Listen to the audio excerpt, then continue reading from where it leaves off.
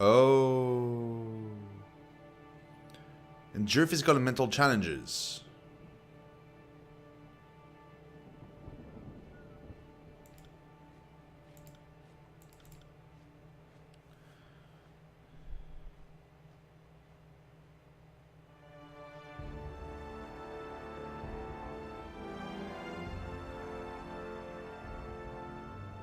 That might not be good.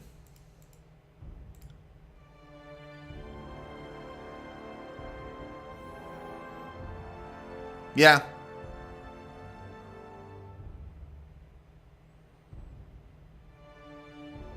I can live with that. Yeah, we'll go like that. Skills. I got 20 points available. Jesus, there's so much stuff. Okay, bows, gel wielding. I don't need these. Athletic. Character's ability to traverse difficult terrain. Complicated move. Dialogue to determine your ability to intimidate or physically overpower someone. Dodge. Against range attack from bows, javelin or magic spells. Reduce damage taken. And subterfuge. Move unseen. Oh, we want that. And to open locked in chests and door. Dude, yes. Sold.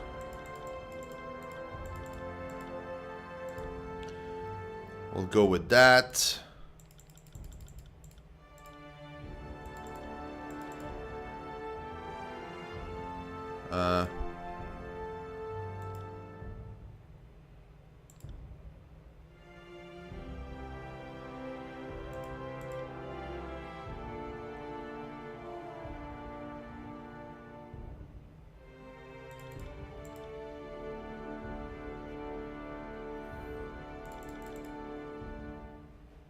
Yeah, that's fine. Well, let's make it that way.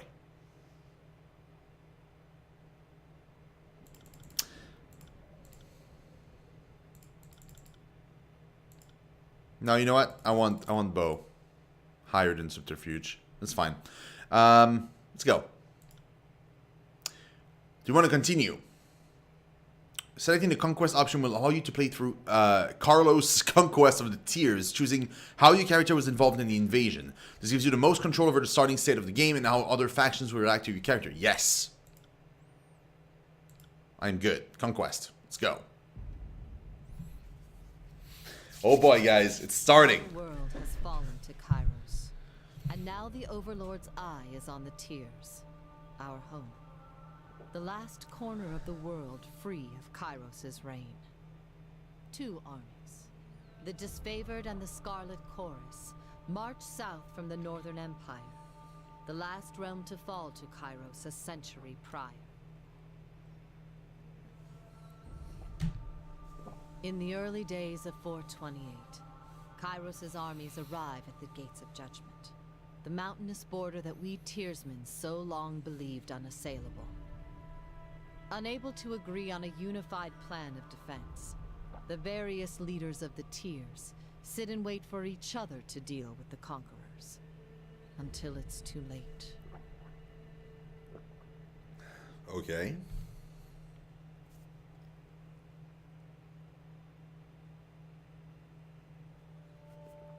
During the conquest, you will decide your character's actions during Carlos' invasion of the tiers, shaping the world through which you will adventure over the course of the game.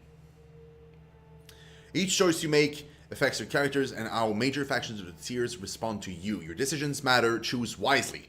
Job is going well, Exiled. It's going super well. Oh yeah. Loving it. Absolutely loving it. I wouldn't trade streaming for that, but as a sort of in-between thing, I like it. It's super awesome. Year 1 of Kairos Conquest. Oh, that's cool. I like that. The Bastard City.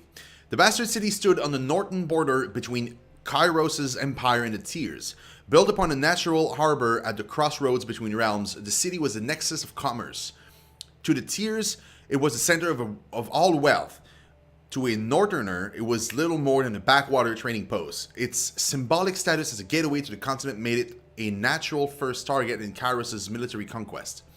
Circumstances were ideal for you to prove your worth as a soldier in Kairos' army.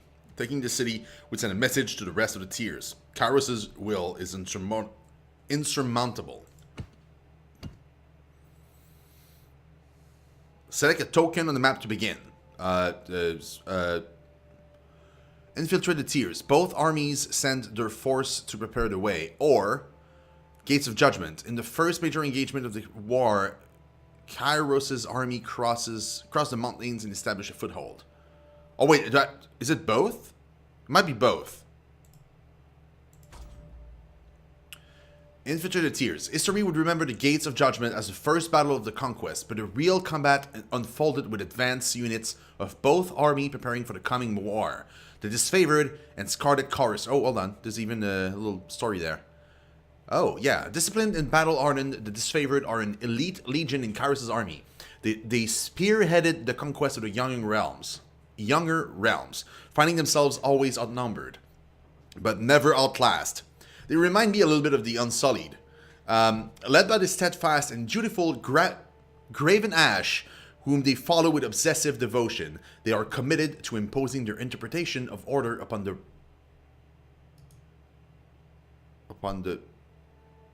relative lawlessness of the tiers.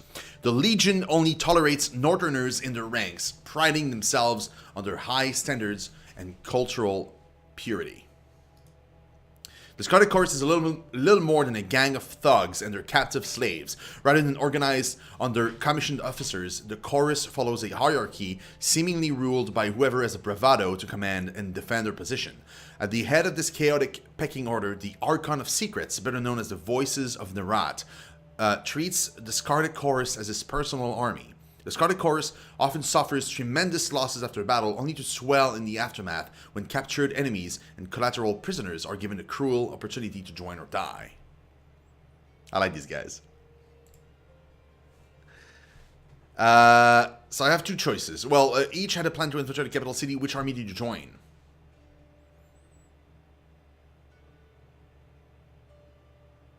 Yeah, the Scarlet Chorus. For sure.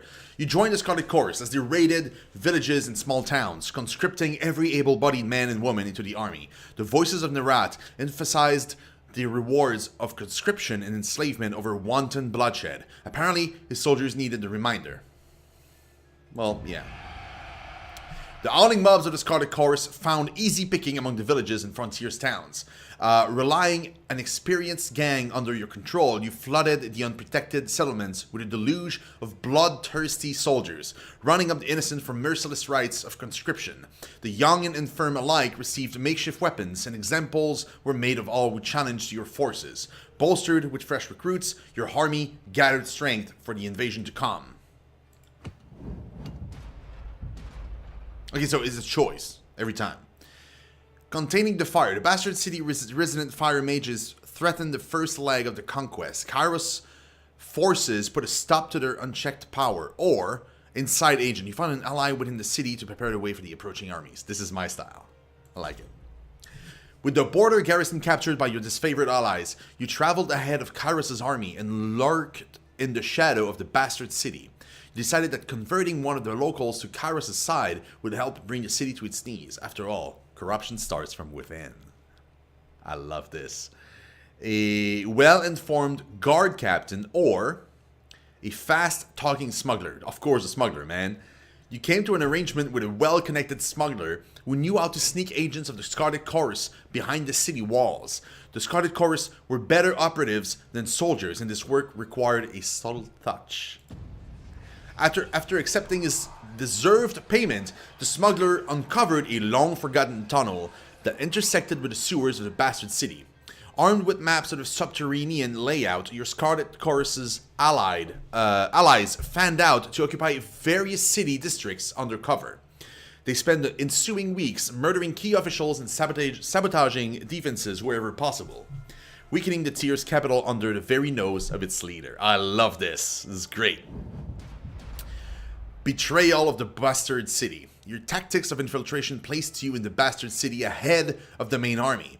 Your work softened the city defenses for the arrival of Kairos' force, but you wanted a decisive gesture that would give your allies a meaningful advantage. How did you assist in the fall of the bastard city?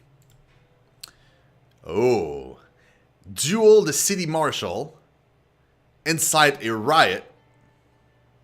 Spread fear through assassination. Yeah, you know it. Keeping to the shadows, you eliminated the leaders of the bastard city one by one. And I gain Concealing Shadows.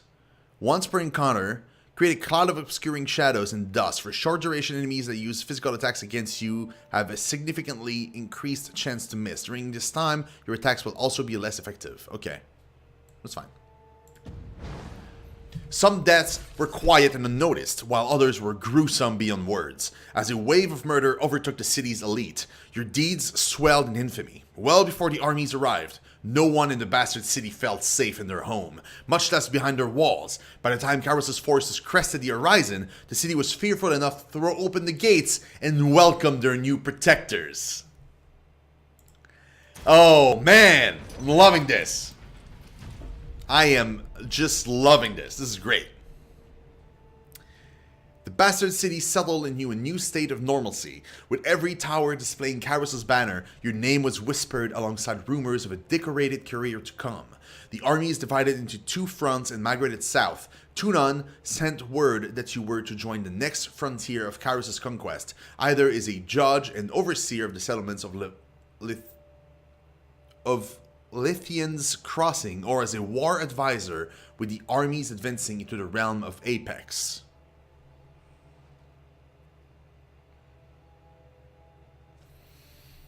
Ooh. Lithian's Crossing. Deposit of iron made the settlement of Lithian's Crossing a strategic war asset. Kairos sent the forge-bound smith mages of exceptional skill to establish a flow of weaponry. Tunon, the educator, sent one of his Fatebinders to ensure the enforcement of Kairos' law. Or, the troops of the mountain realm of Apex stood idle in the safety of their valley, biding their time as their neighbors in the bastard tier fell. In the second year of war, a joint force of the disfavored and scarlet chorus crossed over the mountains to take control of the tier's central valley. Yeah, let's do that one. Let's do Apex.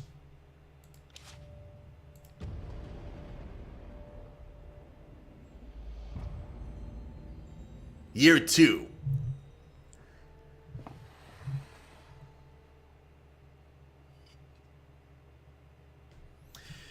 The mountain nation of Apex, ruled for generations by the queens of House Vendrian, stood at the heart of the tiers. No army could bypass a landlocked realm without leaving their flank exposed to attack. By the second year of the war, the disfavored and scarlet chorus had pushed deep into the tiers, and elements of both armies were dispatched to conquer Apex. Tunon assigned you to accompany them, tasked with bringing Kairos' law to the territory as well as keeping an eye on both armies. The Battle of Edgering Pass. The Archon of Stone's assault was perhaps too successful. Or Denial of Strength. A new school of mages presented problems and opportunities.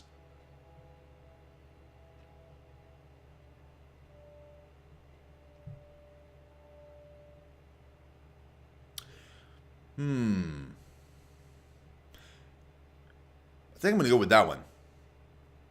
I like the idea of opportunities. A school of water mages loyal to the tiersmen posed a substantial threat. The disfavored wished to annihilate the school, while the Scarlet Chorus insisted on capturing the mages wishing to learn of their crafts. Or going to capture them, for sure. You sided with the Scarlet Chorus, ordering the mage elders taken alive for interrogation. Though countless lives were lost taking the mages into custody, the Scarlet Chorus praised your name as they dragged the beaten elders of the school to the Voices of Narat's tent. As a wave of screams and incoherent pleas reached their crescendo, the Scarlet Chorus soldiers outside cheered for their Harkon. The disfavored adjourned to their camp in grim silence, claiming the chorus lacked the will and desire to fully wipe out all traces of the enemy school. Of course, we don't want to wipe them. That's the Scarlet Chorus way. We go in, we lose a bunch of people, we don't care, and we take whatever needed, and then we swell our ranks. That's the only way we've known. That works for me. A captive captain, or Poisoning the well.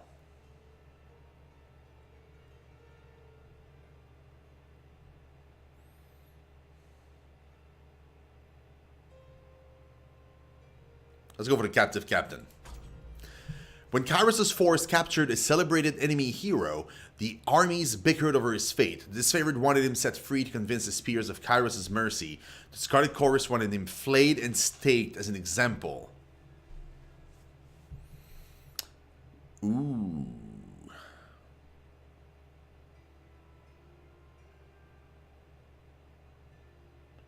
What was the other one?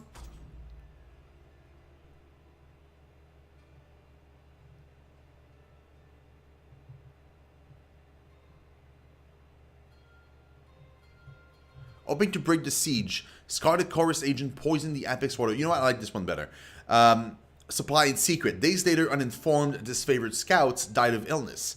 Outraged by the failure of communication, the disfavored demanded that the Chorus agents be turned over to them for punishment.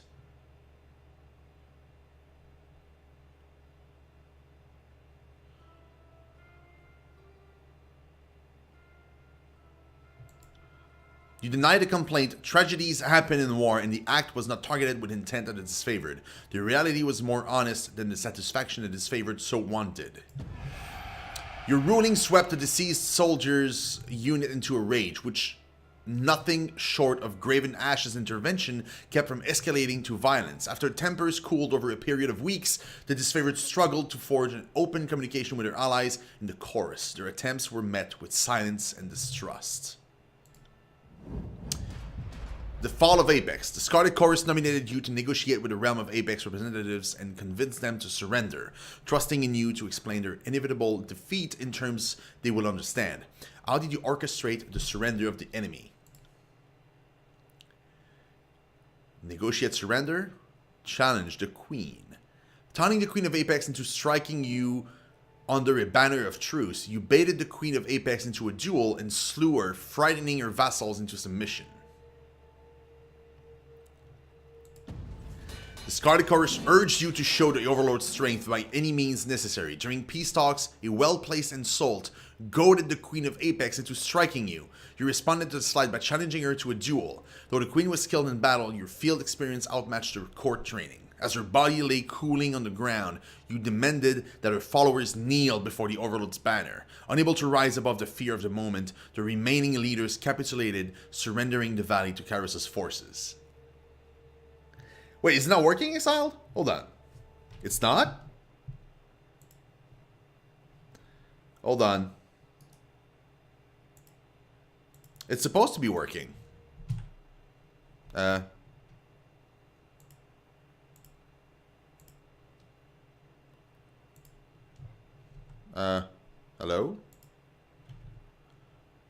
It won't allow me to open the thing.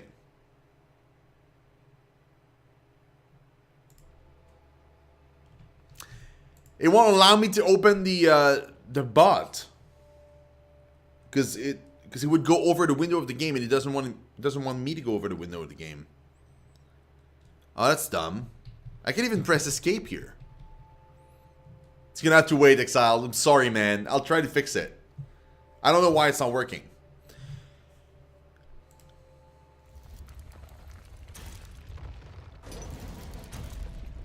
Oh yeah, look at that.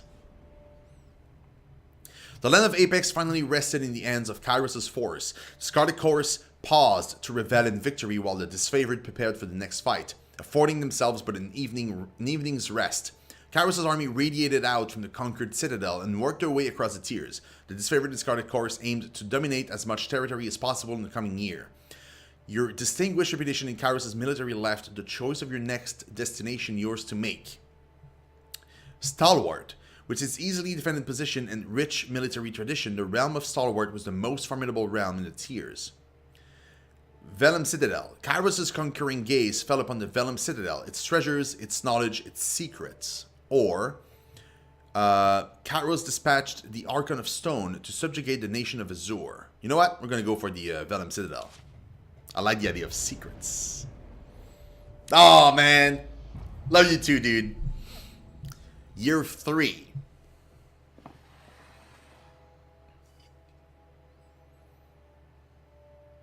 The Vellum Citadel was an archive and library of massive scale. Its inhabitants were known as the School of Ink and Quill. Of Ink and Quill, okay, a circle of mages that, centuries ago, carved out their own mountainous refuge on lands unsettled by the other major realms. Legends said that the Citadel housed a treasure trove of arcane knowledge. The Overlord's spies infiltrated the school and confirmed as much. The time was ripe to send a detachment to the great library fortress and force the scholars to yield to Kairos. Yeah. Chain of Command. Peaceful surrender turned bloody. Or Siren's song ensnared some stealthy sages. Yeah, you know what? We're going to do that. Siren, Archon of Song, used her power to enthrall enemy mages who crept beyond the Citadel walls. After Kairos' forces rounded up the arcane practitioners, the disfavored began executing the new captives before they could share dangerous knowledge, a crime under Kairos' law, with the Scarlet Chorus. Punish the disfavor. You punish the disfavor for executing mages bound to the Scarlet Chorus, or ordering that several disfavored soldiers be given to the Archon of Song as her personal bodyguard. The wisdom of the sages and knowledge of this Vellum Citadel were too important to silence. The disfavored balked at entering the Archon's service, but your ruling left them with no recourse. Archon Siren delighted in having new toys to play with, and promptly enthralled her personal guard. You spotted them in camp days later, following their new mistress with wide-eyed devotion. Yeah, let's go. Right of Command. Siren composed Song of Strength and provoked bloody slaughter. Or suspicion arose when sages surrendered. The Spy Master's agent. Yeah, we're going to go to that one. A group of enemy mages surrendered to the disfavored, claiming to be spies loyal to the voices of Narat. No one in the army could verify the claim. The disfavored readied to interrogate the mage, but the Scarlet Chorus protested, demanding that the prisoners be given to their custody. They couldn't risk the voices of Narat's secret falling into the wrong hands.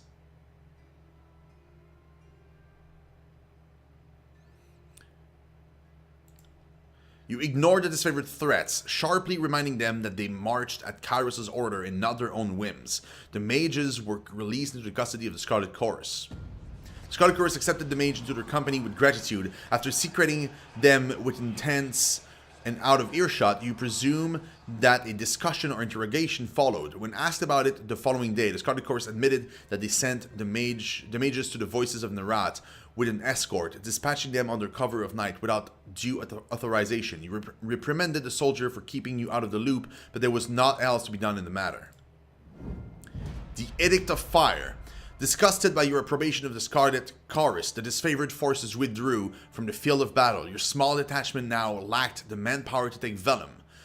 Tunon sent word that Kairos' patience had run thin. The Overlord would cast an Edict of Fire on the enemy. The parchments arrived in a slender case of engraved iron. Written on it, the words of a spell powerful enough to destroy the Vellum Citadel. You had the choice of when to read the edict. Reading it at sunrise would offer your enemies no warning of the devastation to come. You could also wait until sunset, giving them ample time to flee or make amends.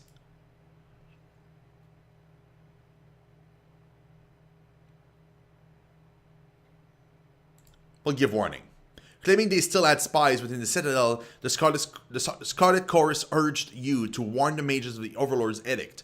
Granting their request, you met with the enemy under a blue flag of peace and warned them of their doom, giving the Chorus spies and the enemy a chance to run.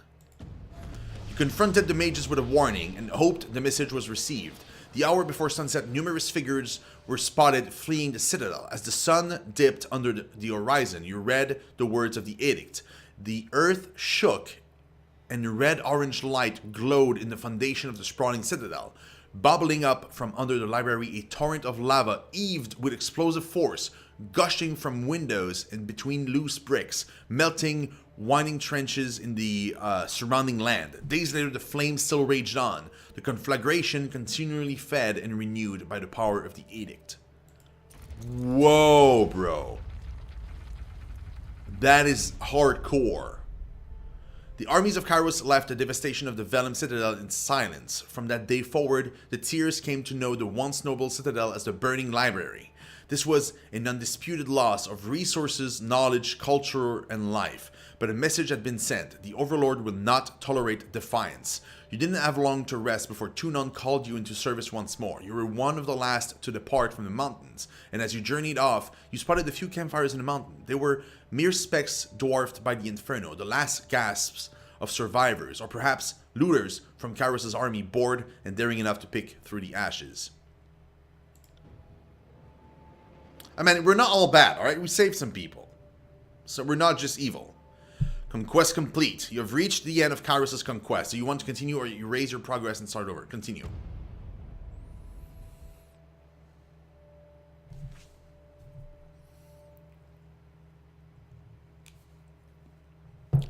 Whoa, that statue is crying blood. Holy shit, okay.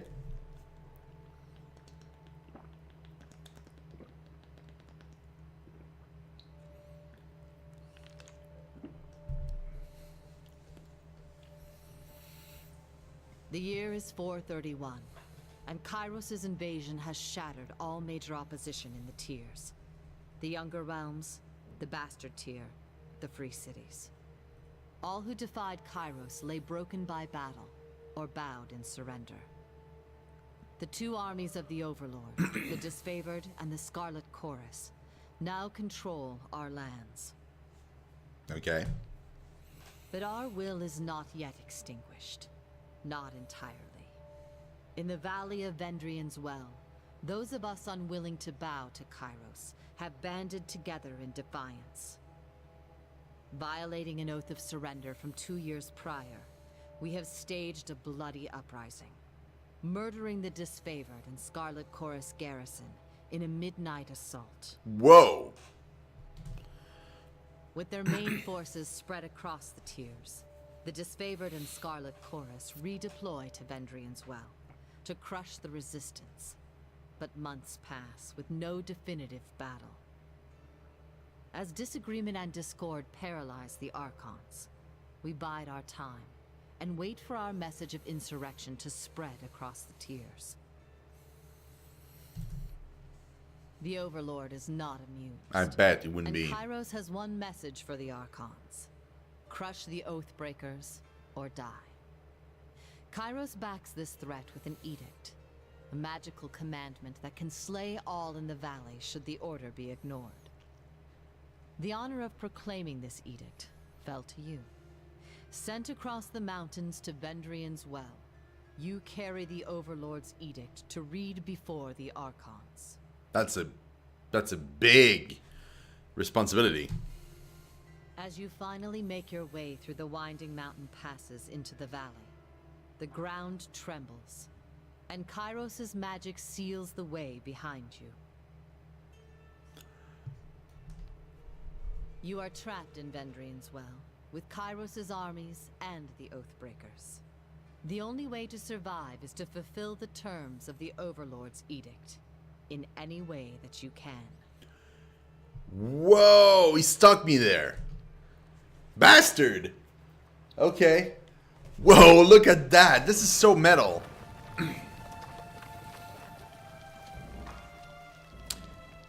Welcome to Tyranny. If this is your first visit to the world of Tyranny, watch for these windows to help you become familiar with the game. You can disable tutorial messages at any time, blah blah blah.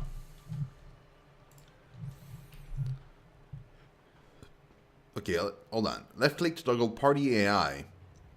Stealth. Okay. Select all party members. Formations. Camping supplies. Thrusts. Hard shot. Flurry of blows. And my concealing shadows that can only be done in combat. What is this? Lesser healing potion. Talents. Talents? Oh, these are considered talents. Okay. Spells. Combo abilities. Artifact abilities. Reputation abilities. Battle stance. Weapon sets. And quick items.